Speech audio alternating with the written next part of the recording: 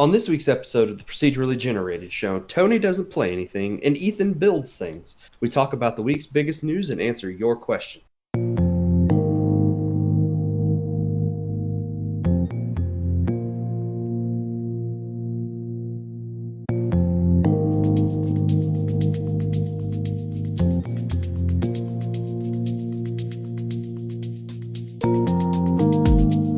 Howdy, everybody. Welcome to the Procedurally Generated Show. I'm your host, Tony, and joining me this week, I've got Ethan. Hi, Tony. What's going on, sir? Not much. No? Nothing. Nothing? Nothing. Did you hear that there was a new episode of Data Drain this week? I know. I think people are just crazy. I heard nothing about this. Well, I hope you heard something about it. It would be a little weird if you didn't. Yeah, it would be very strange if I didn't know anything about that, since I had to edit and upload and record and all that. Yep, and people can find that on the site. They can find it on iTunes. the one podcast we have that's on iTunes at the moment. Yeah, we need to figure out why this show doesn't go on iTunes still. Yeah, I know. It's one of those things on my list of things to do. This was really just a coup from me, Jason, and Stuart to get Tony to be less lazy and get the show on iTunes. That's probably it, really. It might have been like a small talk at one point. You don't know, though. I can't confirm or deny whether you would know that or not. Well, I wouldn't know that. I'm not party to the small talk that you guys have 6 hours away from me. So, I didn't really play anything this week. I mean, I played a little bit of Mario Maker, played a little bit of Dauntless. What else did I play? Not really much of anything. I didn't play anything new. I didn't play anything that I really have to talk about. You didn't see anything interesting on Mario Maker? I saw a couple levels that might have been interesting. One where Mario, there's like these tanks that he jumps around on, and at some point it's like simulating PTSD after Mario has gone to war and come back home. Oh, wow, that is.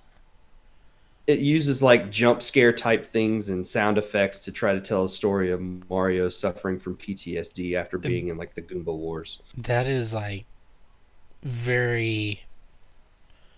That is a very thought out process, just setting that up. Oh, I imagine it is. There's a lot of clever things that people are doing with Mario Maker 2 this time around. And I'm sure there are going to be even more really weird and strange things and interesting things because people are still figuring out the tool set. So they're going to learn new things that maybe they haven't been able to do before previously that they can do now. Like I've seen a couple of people do things where, and I don't know if this was a thing in the first Mario Maker, where you would have to solve puzzles in a particular order or you couldn't get through. And I could not figure out how people are doing that. And I saw a video today of somebody showing like a behind the scenes type thing of some of those levels where if you do them in the right order, nothing bad happens. If you do them in a wrong order, basically what it does is it makes like a giant spiny shell come out and it destroys all the mechanisms at the top of it so that you can't solve the puzzle. Well, that's just wrong. Great. So it's really clever, the kinds of things people are figuring out with to be able to do. Did you ever play that Five Nights at Freddy's level I sent you? I never got around to it. That is one of the more fun levels that I have played. Can I say I've beaten a Five Nights at Freddy's game now since I did that? You cannot. Okay. Because you had too much fun. And there was not enough heart racing terror caused by. Oh well, I don't. You haven't played the level, so there's some hectic, tense moments in that thing. I mean, not anything that you're going to see in Five Nights at Freddy's, but it's really See, nothing on the level of Five Nights at Freddy's. Therefore, you didn't play Five Nights at Freddy's. So, but basically, what that level does, and I'll give you a little description of it. You're Mario down at the bottom, and on the sides of the level, you can run back and forth in this small little area. There are springs that you hit up into the air so that um, you keep this turtle going back and forth at the top part of the screen long enough for it to do something out of view so that it gives you a key that you can unlock a door that's been locked. And you do that over and over for 5 different levels, and it starts to add more things. Like there'll be a Goomba and a Koopa Troopa, or um, it turns all the lights out and you can't see all of the stuff. So you have to be very careful watching the small little bits of light that you do have. Um, because if you don't keep those things in the middle of the screen while everything is happening out of view, you can't get the key to unlock the next part of the level. Um, Huh. and as you're going further and further into it, there's more and more stuff that it just keeps adding that you have to keep track of so that you can solve, so that you can survive the 5 nights and escape at the end. Interesting. So it's real. I'm finding a lot of really fun levels like that, while at the same time playing the levels that are designed by my 6 and 7 year olds that are interesting in their own right. So, but that's basically what I've been doing this week. I'd rather have been doing what you're doing, but I haven't been able to pick up the game that you have been playing yet. So, what have you been playing this week? A fun little game called Dragon Quest Builders 2. Oh man, I played the And demo of this, and the demo, I was not ready for the stuff that they were showing in the demo. Things that I hadn't really seen in a Dragon Quest game before. the demo didn't really surprise me with anything since I played the first, well, a good chunk of it. I had 25 hours in the first one. I had to word it correctly there. Well, I was more referring to the beach after the shipwreck, that you haven't really seen anything like that in a Dragon Quest game.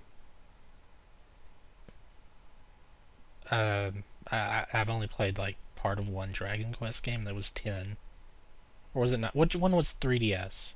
You haven't played 10 because that was an MMO in Japan. Okay. You played 9. 9 was on the DS. Yeah, I played a little bit of 9. That was the last one or first and last one I played. That was actual Dragon Quest. Yeah. So, uh, how do I describe it? What was it? It's a cute Minecraft style version of Dragon Quest, I guess. Hmm. Basically. Less focus on the RPG aspect and more on the building Really. because you are the builder. Well, I mean, Dragon Quest Builders. That's what the first and second game are based on, Yeah. right? Yeah. I don't.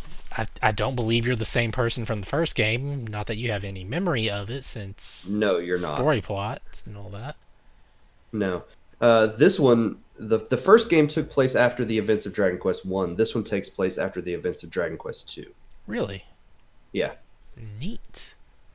I learned something. So yeah, there is a demo.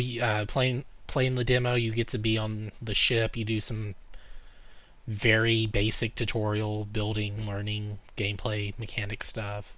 Hmm. Then there's a shipwreck. Then you wake up and do more tutorial and traveling on your adventure. And then you go off to another island, and that's where the game starts really opening up a bit. Yeah.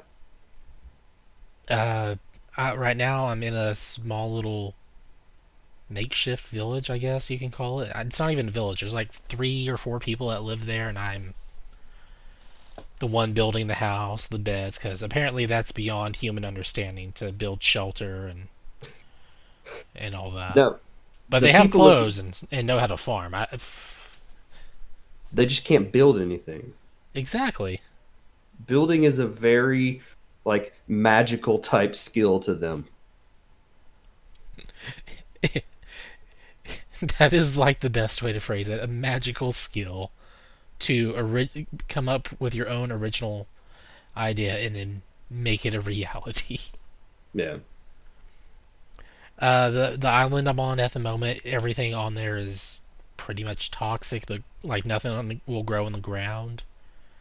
So I have to go and purify soil so that way stuff can grow. Then have people water and farm it for me. It's kind of a little chore at the moment, but it's working out nicely. Hmm. And I've already mapped out the exact line of where my village ends and the wild environment begins, so that way I can start Yeah. building the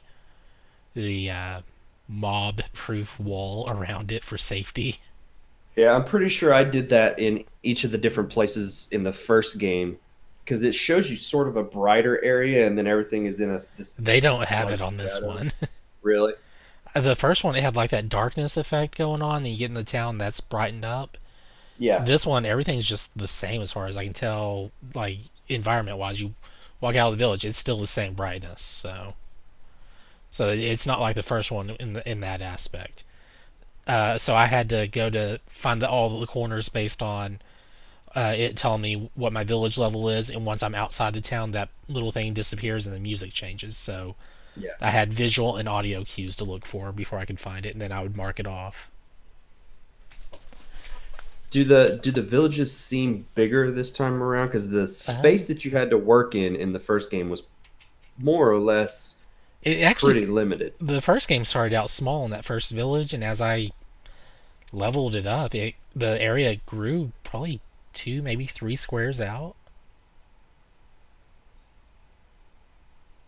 Yeah, I don't Because remember. I had to go and like redo everyone's houses so that way they were bigger and the walls were further out for security and all that. Mhm. I This one, basically just built I'm I not. built apartment buildings for everybody Yep, in the first game. that's how you do it. Uh, this one, I'm still super early on in there. Let's see, I've gone to a wheat mill or something and got some wheat seeds and fought off an army of ants and rescued a knight, and the knight has followed me and my partner on there back to the village, and Okay. she now stands guard. I've taken her stick away and gave her a sword so she can. Well, that's nice of you. Yeah, some bad stuff and came to the town immediately after her arrival.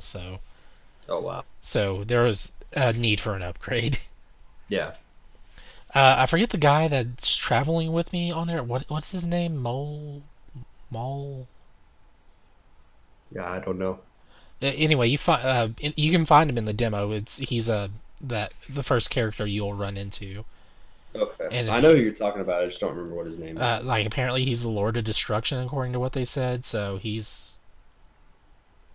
either he's Lord of Destruction or they're talking about someone else that I'm supposed to be fighting against. I don't know what, but it's a plot point made abundantly clear early on. I'm assuming because it was mentioned a couple of times. Hmm. But he's got amnesia. Your character, I guess, has amnesia, but doesn't care to talk about it anymore after it's brought up. You can't have a Japanese role-playing game without a character with amnesia. Right now, I'm in the middle of growing a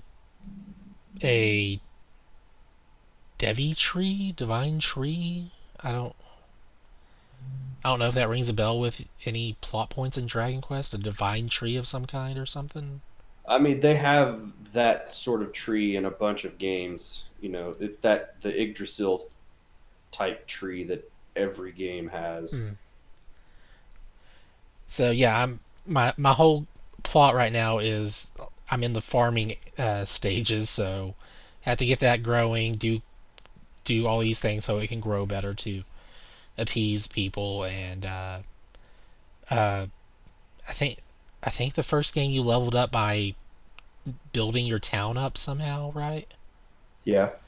In this one, it's you level up by actually defeating monsters, but you have your own town leveling system that's separate based on they get so excited hearts pop out of them and you just gather up the hearts and that's how they level up. Hmm. And I should mention I'm playing the Switch version of this and it's running pretty well. Yeah. I've had like maybe one or two areas where the frame rate dropped to a very noticeable slideshow level for a brief moment. But I mean, after I got past that section after like 30 seconds, everything was fine. Yeah. I'm assuming that there was a lot going on the screen at that particular time. There really wasn't. Really. It was there was a bunch of plot points happening, so it might have had a loading issue at that time and had two things going on at once, perhaps. But Yeah. I have no way of confirming that. Are you playing docked? Yes, Okay. playing docked and using my Pro controller. Are you gonna buy one of the slime controllers for it? I have no reason to. Well, nobody ever has a reason to. Plus, those things look unwieldy. That they do. They don't look particularly comfortable. Oh man. So I don't think I've unlocked the multiplayer yet. I don't know how that's a thing on there. But whenever I do get it unlocked, Tony will have to team up and do some stuff on there. We will definitely do that. And I'm hoping it can be story mode and not just creative. That would be really good. I haven't seen anybody talking about it because I've been trying to avoid information about the game as much as possible lately. So I don't know if you can play the story mode multiplayer or if it's a special separate area that you do multiplayer stuff in. If it is story mode, once you have it unlocked, I'll be more than happy to jump over into your world and have fun on that. That would be great. Um, I don't. Is there anything you want to know that I might know at this point of the game? Have you gotten a chance to do any of the new stuff like riding the giant saber No. tooth thing, or been able to do any of the gliding stuff? No, I'm still very ground based on my movements with my Okay. own feet. And you can swim in this game, right? I've gone underwater. So I didn't see that it was actually swimming, but like I could press jump multiple Yeah, well, times, and that's what I mean. You couldn't even do that in the first game. If you went I in the guess you water, could you say it's died. like Super Mario One swimming, where you press jump and you just kind of keep lifting up, even though he's actually doing a swim motion. But this one doesn't have that motion, Okay. Yeah. So so that is it's similar that. to how Minecraft swimming worked before they actually got a swimming animation. Yeah, yeah. Dragon Quest Builders One, you get what just two blocks into the water, you're dead, right? Yeah. Yep. Yeah, this one I've gone fairly deep in water already, like 3 blocks deep, and swam back up. And honestly, I didn't even remember the that you couldn't swim in the first one till Tony just mentioned it. So there's that. You cannot swim in the first game It's like GTA Vice City to or the first GTA Assassin's 4. Creed. Oh gosh, yeah, you couldn't swim in that either. Uh-uh. That made no sense for Vice City. It's like, here, get on a jet ski in this water in this beachfront And then town, die. city, and okay, what happens if I jump off? No, you die. Or you fall through the world.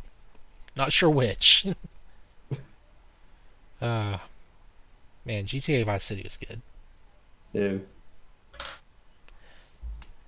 So yeah, Dragon Quest Builders 2, it's a thing. It is a thing. Looking forward to getting a chance to play it this week. I might put more than 25 hours into this one because that's what I did in the first one for very, very specific reasons. Yeah. Yeah, I put 25 hours into it, did a thing on there. It said All right, chapter 1 done. Going on to chapter 2. Yep. That's when I knew I explored and built way too much. So I'm gonna try to hold back and be conservative, but play the game in a proper way. That might be the best way to play it. It might be. So, all right. Well, is that it? That's it. Okay. Well, let's take a quick break. We'll come back and we will talk about the news.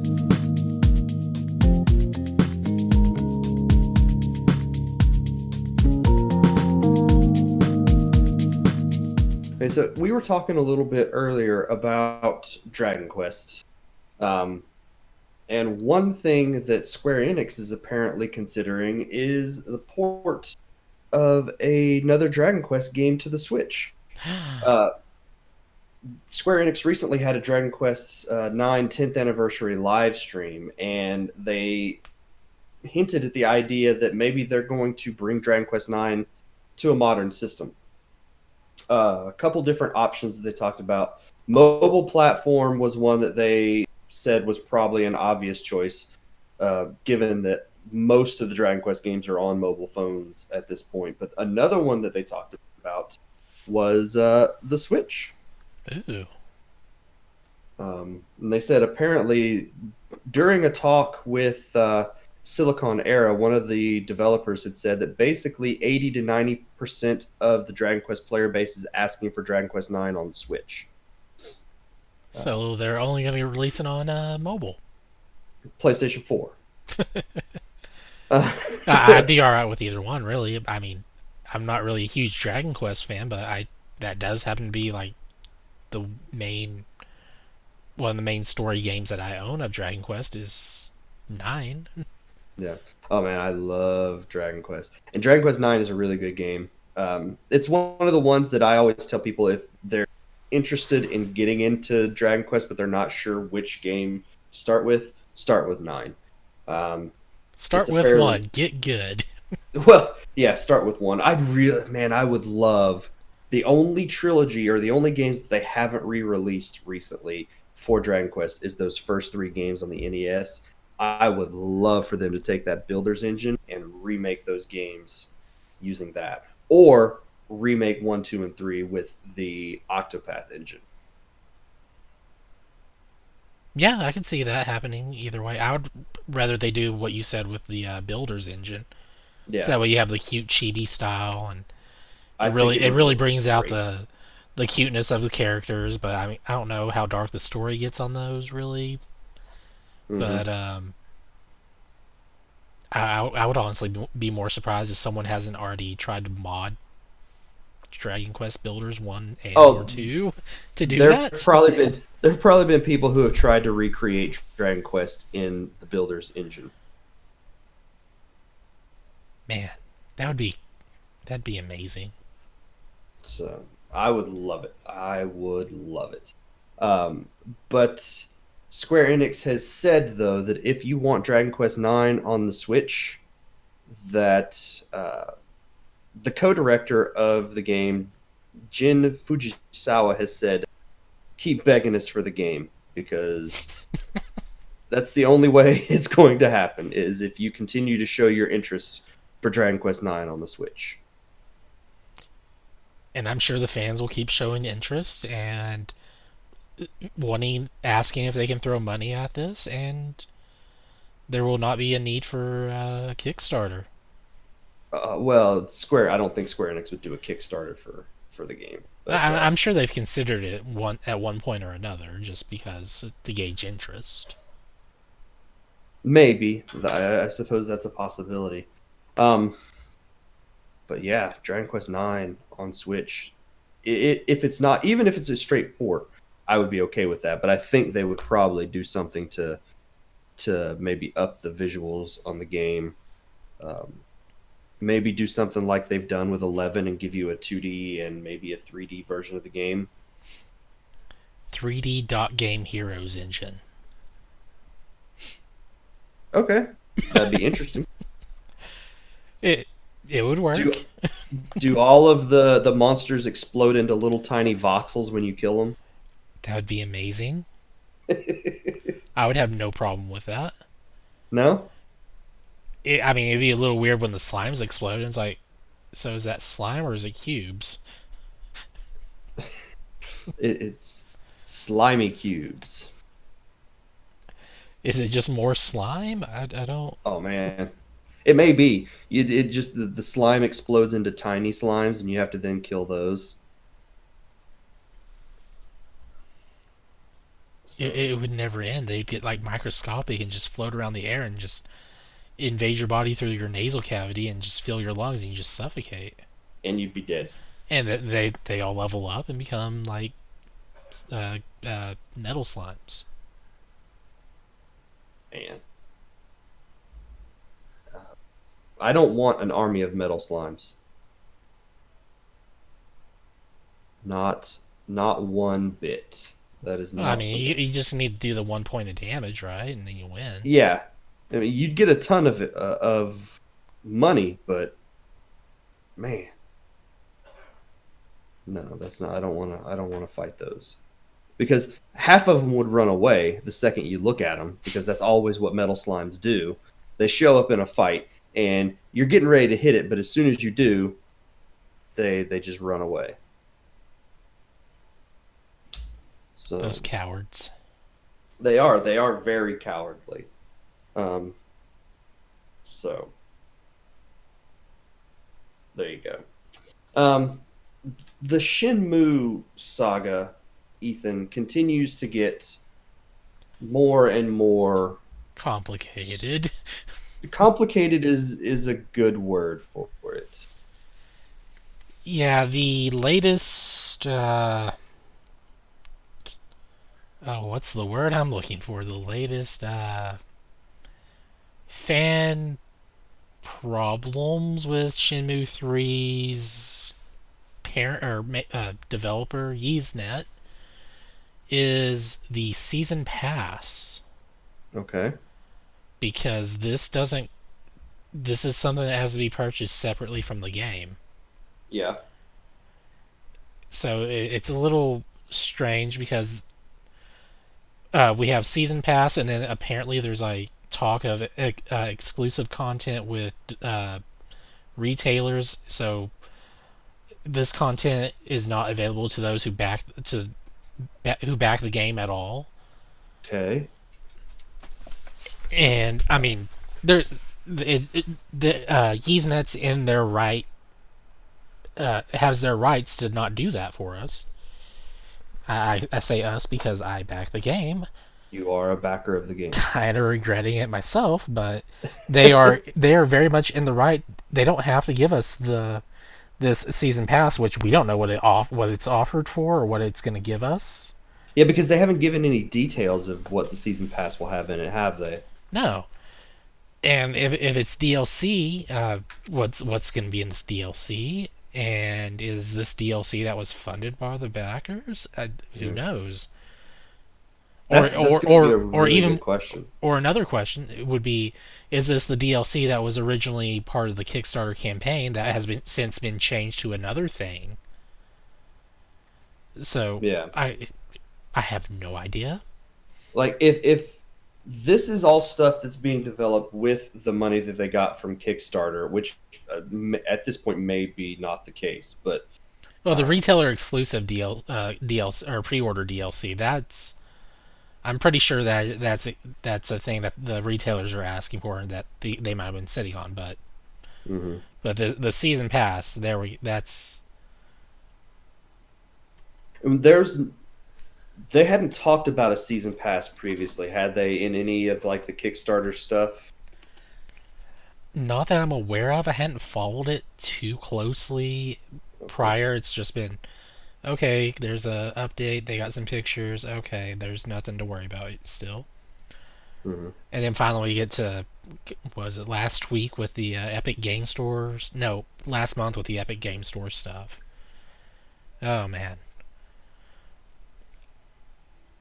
I really, I really want this game to possibly do good, but at the same time, there's just too much sketchiness happening at the moment, I guess you could call it. Yeah, Too many this unknowns are now popping up for no reasons. yeah. If this was stuff that was never promised during the Kickstarter, I can understand them not giving it to backers. At the same time, if it is being done with backer money, then they owe it to the backers to give them that content, I think. Um, Or if the backers were the majority of don't where the majority of the funds came from this game, then NeesNet needs to at least tell us what's going to be in this season pass that we have no way of knowing what's going to be in there right now because we're the yeah, ones who funded the game. Who cares that Sony and Epic Game Store threw money at you so you can keep making the game? We want to know what's in the game that we've already paid for yeah, because yeah. Where we're your uh oh, what's it called? Was it producer? you are essentially are they giving producer credits for backers? No, Oh, it's we're the ones who funded the game, showed interest, said, "Hey, we want this." yeah. And so it's like, be more upfront. Tell us what you're planning, so you can get input from us, the backers, so we can say, "No, this is stupid. Don't do that." And then you do it anyway. Then it's like, "Well, we had our chance." So instead, it's like you're just doing it and then expecting us to accept an apology. It's like, no, that doesn't work this way. Instead, you're just getting more and more negativity on your side. I Hmm. mean, if you're trying to compete with Mighty Number Nine and Ouya to be the worst Kickstarter video game related thing on there, you're doing a good job. But this isn't a contest. Stop Yeah, doing dumb stuff. more and more, all I'm saying is this is the way to not do a Kickstarter campaign. Exactly. Uh, I've already it said it. just Just be upfront. Tell us the stuff. it just seems like so much is happening that they never talked about. Promises are being broken. Um, it's insane the amount of stuff that's happening with this.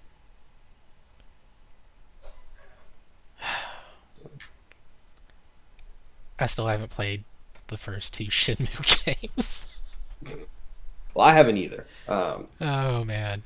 I've been following this saga through you, uh, but I don't have any horse in this race, so I'm not terribly worried about how it comes out. But at the same time, I can understand the frustration of all the people who have put in money into this game and are wanting this and are waiting for this and have been waiting for this for a long time because it's been what almost 20 years since the last game came out. Oh, probably so. Oh, like was it the last one of the last Dreamcast games slash an I guess a midway through the life cycle of the original Xbox? Yeah. I think that's what it was. I think it came out on Xbox. The sequel did. Not I can't confirm that. Give me a second. Shenmue 2 release date. That's not how you spell date at all. Okay. Xbox and Dreamcast. So yeah, it came out September 2001. So we're Wow. almost at 20 years since the last game came out. That's crazy. So I understand how the backers feel having to wait as long as they have for a game that they've been wanting to play for a long time. Um, And it will be 20 years in December since the first game came out, December 29th. yeah. And that was just Dreamcast only originally, also PS4 and Xbox One more recently.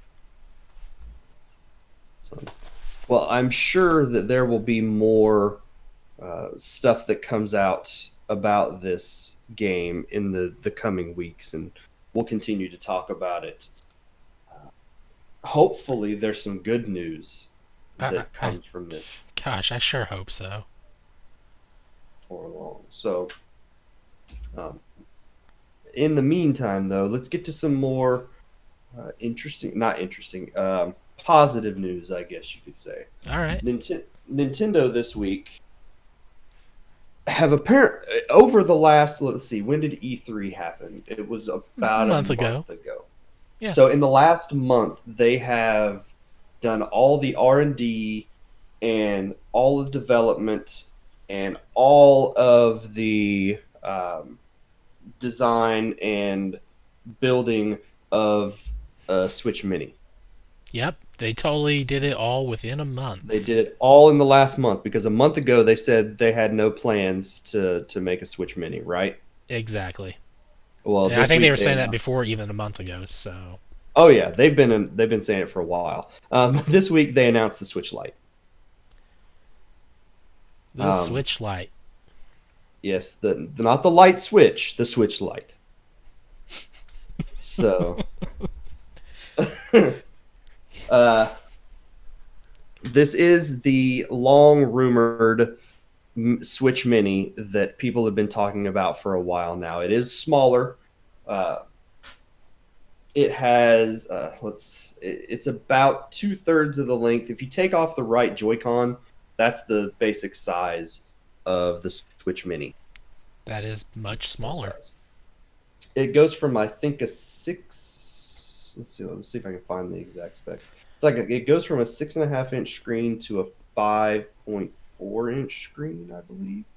5.5 instead of 6.2. Sorry, I was a little off on those.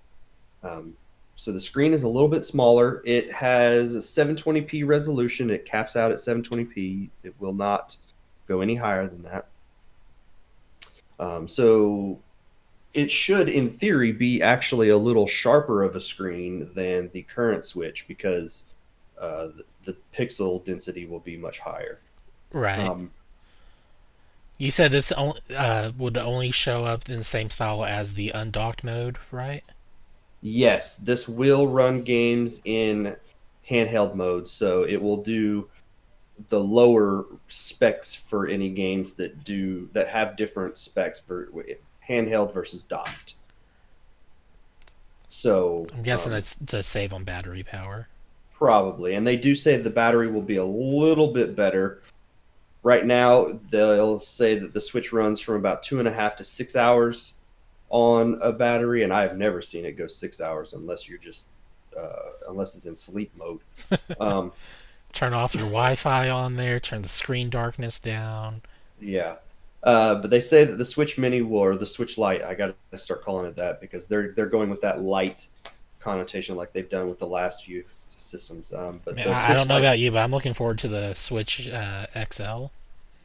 oh, just wait, that'll happen. You'll get between 3 and 7 hours of battery life. Yeah, but is it extra large or extra light? Both. They just take out all the stuff inside of it and just give you a screen and some buttons, but you can't actually do anything with it. Yeah, you hook it up to your Google Stadia. You could do that. There you go. That's what it will do. Um, let's see. What else? It has the Joy Cons integrated into the system. They do not come off. Aw, So, um, comes in three different colors: gray, yellow, or turquoise. And that is such a weird color choice for all three. the buttons on all of these are white. I think the system itself looks really nice. Um, it does not connect to the TV in any way, so you can't put it in a dock. You can't, run the cables straight to the TV. It will not dock in any way. So the switch doesn't switch. The switch that So doesn't how is switch. it a Switch that doesn't? Well, It's not a switch anymore. It's just a I guess that's like when we have the 2D 3DS. yes, exactly. Um, the 2DS is a 3DS that doesn't do 3D. So let's see what else about the system. They It's removed the IR sensor from the right Joy-Con. That's not on there. well, I mean, Uh, there's no reason for it to be there. no, there's not, and it has also removed HD Rumble. Huh. Okay. So there is no rumble feature in the system at all. Does it still scan amiibo? It still has the amiibo scanning, yes. Well, there's your battery power being drained right there. And then the left Joy-Con does away with the four separate buttons for the D-pad, and it now has a traditional Nintendo, what they call the cross pad. It's a D-pad. It is a D-pad. So, um, one thing I am hoping they have done is redesigned the analog sticks for this system. Because if they haven't, that's going to be a problem for a lot of people about 4 months after they get the system. They do look a little different to me when I look at it. You can't see the internals of it at all, so it's They really hard don't to look like tell. they stick out as much. They almost look like they look like a better like the how what am I wanting to say here? At They look first, like improved versions of the Vita Joy analog yes, there sticks. you go. So Not exactly what I wanted, but that's where I was going to get to okay, eventually. and the Vita jokes have been flying on the internet all week since this thing came out. So That one because you shared the other day, that was the sad Vita. oh, it's like, Mom, can we get a Switch Lite? It's like, no, there's a Switch Lite at home. Then it's like Switch Lite at home. It's just a Vita It's a with dusty dusty Vita. Vita, and someone used their finger to put a sad face on the screen. Oh, poor Vita. Um, yeah. So it does very much look like a Vita. Uh, it doesn't have quite the same form factor, but it's about the size of a Vita, is what I'm thinking it's going to end up being. So there will be some games that you're not going to be able to play unless you connect other Joy Cons to it, because you still can do that. You can connect uh, wireless controllers to the system. So it will connect to wireless Pro controllers. It will connect to additional Joy-Con. You can play in tabletop mode, but it does not have the kickstand. So you'll have to find some way to prop it up. I'm sure there'll be accessories that help alleviate that. I would imagine very quickly there will be some Switch Lite stands that will let you play in docked mode. So, 200 bucks is what this will run. So it's $100 less than the standard Switch, and it will come with 32 gigs of internal storage, but it also has micro SD card, just like the Switch. Micro SD card slot, so you can expand the storage. All of the controllers that are compatible with the Switch are compatible with the Switch Lite. Surprised So it's still limited on down to 32 gigabytes on internal. yeah, they're still not upping the internal storage on the system. So I'm assuming that's probably just another way to keep costs down. I don't know. Well, I mean, like for $20, you can get probably a 64 gigabyte micro SD card. I'm pretty sure I got one just the other day. Yeah. And I mean, if you make that like, uh, you know what? No, too mad. Not gonna do it. So I've said enough. The point's across. Your move, Nintendo. Oh, Nintendo has also said that you will be able to uh, move your library over to this system, just like you currently can do with the Switch now. I think a lot of people seem to have forgotten that that is a thing where you can have your library on multiple systems. You can only play on one at a time, um, but you can have your library across multiple systems. So, uh, just don't expect to get the full use that you would expect of having two game consoles at home. yeah. And with cloud storage, for most games, you can upload your save and move it to your system with no problem. Of course, there are games that don't use cloud saves, and so there's no way to move your save from one system to the other for those types of games. But for most games, it'll work with no problem. So Good. Uh, this is one of those systems where it's not really a thing for me, but we are talking about maybe getting one for children at some point. I think that's what a lot of people will do. This will end up being a system for kids because it's so much cheaper than the other one. You don't have to worry about connecting it to a TV or anything like that. So And you don't have to worry about the controllers, uh, getting lost. that or breaking on the attachment thing. Hmm. Yeah. Uh, so that's really good. But the only thing I do worry about is that that drift issue that the current Joy Cons have, which is it's something that is going to be a serious problem if they haven't fixed the internals of those analog sticks. I'm really hoping that they've changed those. I if I, have you ever had that happen with it connected directly to the system? Oh, it drifts all the time. Oh, It's a design flaw in the analog stick itself. oh, okay.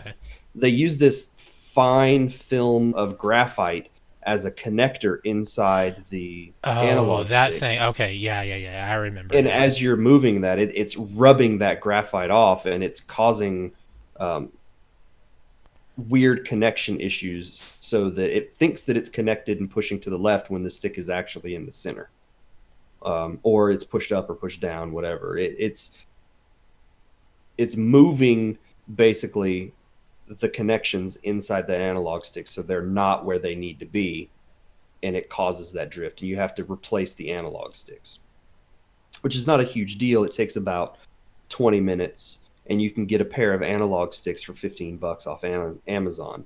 You just have to be willing to open up your Joy Cons and replacing it. So Hooray, it's a voided warranty.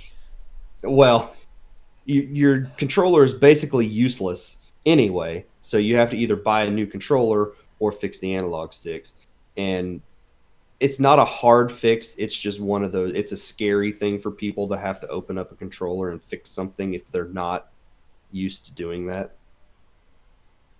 Right. So, Anytime um, you're opening a game console for the first time, it's like, okay, what's gonna break? yeah, exactly.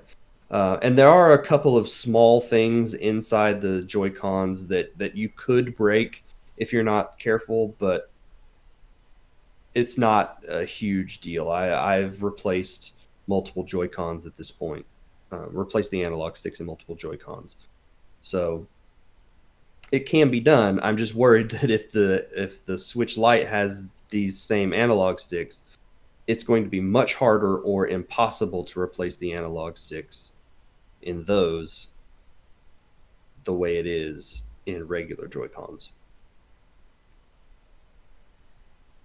So I wouldn't mind seeing the inside of a Switch Lite. it's probably going to look a lot like the regular Switch, just smaller. I think they're using some smaller chips that allow them to make the boards inside a little smaller. Perhaps. And this will be out in September. September 20th, I think, is the launch date for these, which is the same day as Link's Awakening. Oh, But there is no Link's Awakening Special Edition Switch Lite, which would be awesome. well, not one that's been announced. That's true. They could announce one between now and then. They did on the day they announced the Switch Lite announce a Pokemon edition of the Switch Lite, which will launch in November alongside Pokemon Sword and Shield. Boo. And it's a gray system that one side of it has these sort of uh, pink colored buttons and analog sticks, and the other side, the buttons and analog stick are blue. Oh, Um, so to give you those two main colors from Pokemon Sword and Pokemon Shield. And then on the back side, it's got uh, pictures of the legendaries from the covers of the games. So that will also be $199, and it will not come with a copy of the game. The game is sold separately from the system. And that one will be That out in is November. that is so weird. Just I mean, if you want just the special edition of the console, that's great. But when it's just the console and not the game Yeah. included, There's no bundle. there'll probably be like a store bundle thing done. That's possible. So yeah, Switch Mini will be out September 20th for 199, and the Pokemon edition will be out in November for the same price.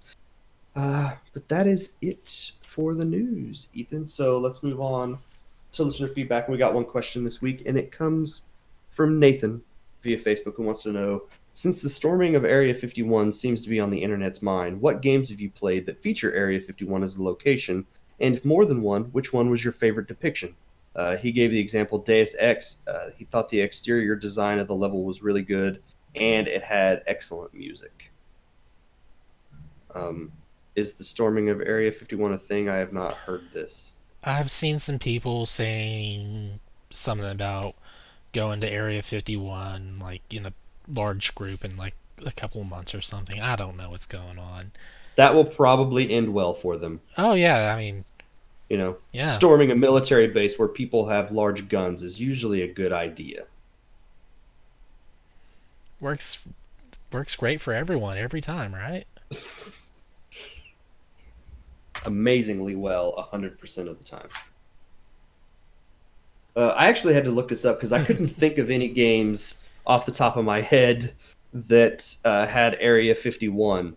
And looking at the list, it looked like pretty much Call of Duty Black Ops was the only game that I had played that featured Area 51. Really? Yeah, Black Ops. I forget if I played Black Ops. Was that the one where you're like strapped in the chair for the start menu? yes. Yeah, I had that one. That was pretty good. I don't remember Area 51 on there unless it was part of the zombie stuff. Yeah, I don't remember either, but it's on this list of games that says feature Area 51 in some way. Hmm. So that's the only game that I could see that I have played. Um, there were some games that were on this list that I was like, this is weird. Makes sense, I guess. Like Jimmy Neutron, the Jimmy Neutron Boy Genius game. You apparently go to Area 51 at some point. Of course, Yeah. Tomb Raider. Uh, the one game that really comes to my mind whenever I think Area 51 in video games is Area 51. Which I have never played. I you asked me what my favorite Area 51 game is. It's going to be Area 51, an arcade game that uses the light guns. It's very Okay, I'm looking through this list a little bit more. Black Site Area 51, I think, was there an arcade version of that? I don't think Because so. now that you've mentioned that, I do remember playing some light gun game that was in Area 51. And I guess this is it. 1995 Area 51, the arcade game. Oh man, it's just it looks aged because it is aged at this point. It's old. I think there was a sequel to it. Hold on, where is it here? It was either a sequel or like a remake or something. Hmm. Anyway, it's one of those games I really enjoyed because I mean light gun games and just get go into an arcade was like a rare thing for me unless I went at least 100 miles out of town. Yeah.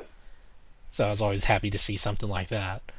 And not to mention like the secret alien mode that you can play on there where it's just don't shoot anything but like the first three humans that you see, the Hmm. actual people you're protecting, and it like activates this alien mode, and the colors are different, like you're using predator vision and stuff.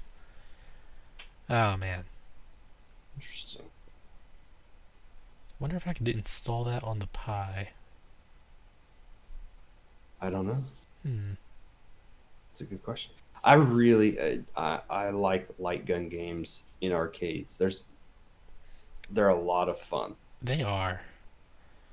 Always have a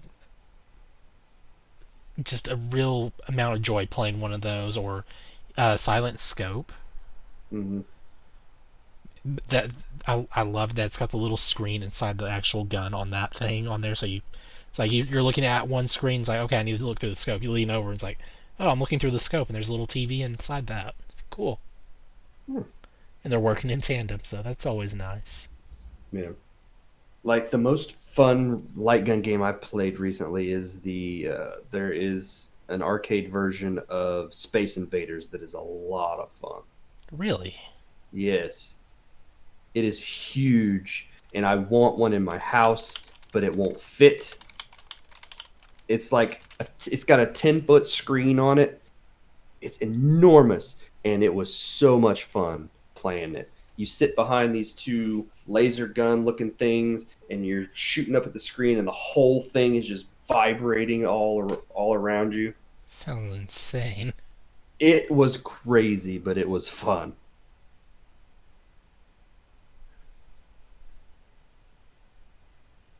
So really, really enjoyed that.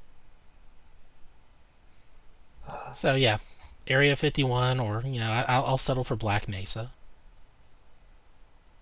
I have not played that either. Just saying that for Nathan's sake. So, but well, that will be the show for this week, Ethan. So, thank you very much for being here. Yeah, it was nice talking about Dragon Quest. Hey, I will take any opportunity I can to talk about Dragon Quest.